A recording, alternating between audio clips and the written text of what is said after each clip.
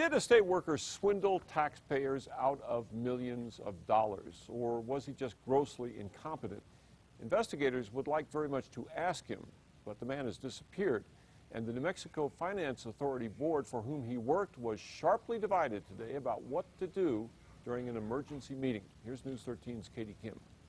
DIG board members of the embattled agency met in public today, but they wouldn't answer our questions. Instead, they bickered over whether they should even hire someone to get to the bottom of this mess. The spaceport, the rail runner, the big eye. When New Mexico wants big-ticket projects, officials go to the New Mexico Finance Authority for the money. The state's lending arm then turns to investors on Wall Street with important financial documents in hand to prove the state will make good on payments.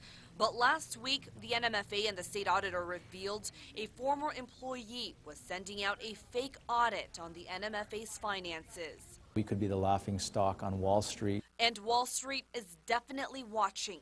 A national credit agency put the NMFA on a watch list for a possible downgrade, which would make it more expensive to pay for future projects. While all eyes are now on New Mexico, apparently no one was watching the employee accused of fraud. We took this former employee, who was a very highly respected individual, at the gentleman's word. Officials say that employee is now nowhere to be found, and State Auditor Hector Balderas says tens of millions of dollars are unaccounted for. We should have caught this much sooner systemically. There are organizations that should have caught this. Like the NMFA board, according to Balderas. According to the now withdrawn audit, board members, including Vice Chair Bill Fulgenetti, were at a meeting last year when the employee presented the suspected fake audit. Who was watching him? Who was responsible for making sure he was doing his job? Again, I think that is a question that is going to be subject to the investigation.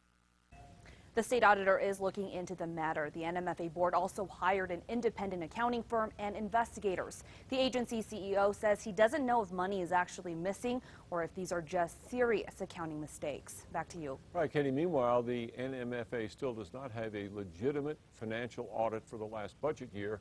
That is not only illegal, it continues to damage New Mexico's credit.